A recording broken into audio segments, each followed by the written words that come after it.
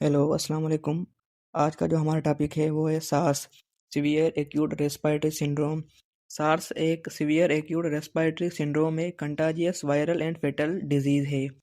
इसका जो causative agent है वो है सार्स को 1, जो कि बिलोंग करता है कोरोना वायरडे फैमिली से। हिस्ट्री। सार्स जो है ना, ये सबसे पहले चाइना का एक प्रोविंस है गोंगडोंग, इसके अंदर इसको देखा गया। इसका जो आउटब्रेक है वो 2002 से लेके 2004 तक ही रहा। ये लगभग 29 कंट्रीज़ के अंदर फैल गया ट्रैवल के थ्रू। Clinical features.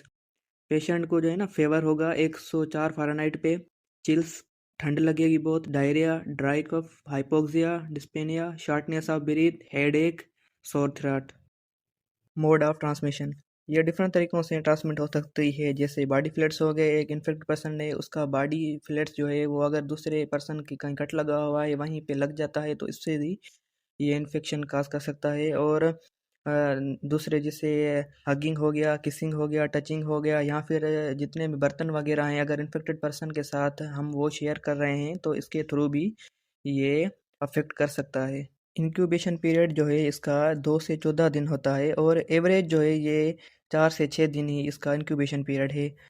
उसकी जो हम डायग्नोसिस कर सकते हैं, इसके डिफरेंट मेथड्स हैं, जैसे रियल टाइम पीसीआर टेस्ट है जिसके अंदर हम वायरल डीएनए को डिटेक्ट कर सकते हैं, और सीरोलॉजी टेस्ट हैं जिसके अंदर एंटीबॉडीज़ को देखा जाता है, और chest X-ray and CT scan के थ्रू भी हम इसको डायग्नोस कर सकते हैं।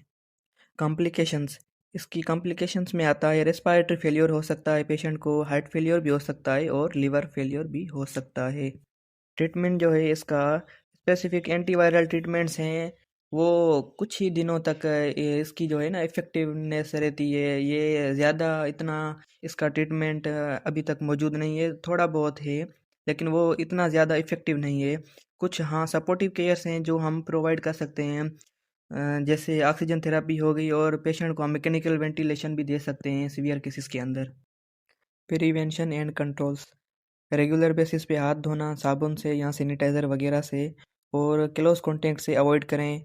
आउटब्रेक एरियाज जितने भी हैं उनसे अवॉइड करें, और ट्रैवल से भी थोड़ी बहुत प्रिकॉशंस करें।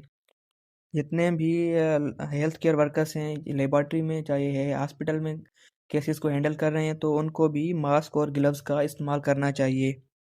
और जब भी खांसी या छींक आए तो उस अपने माउथ को एल्बो या फिर टिश्यू जो भी है उसके साथ कवर कर लें।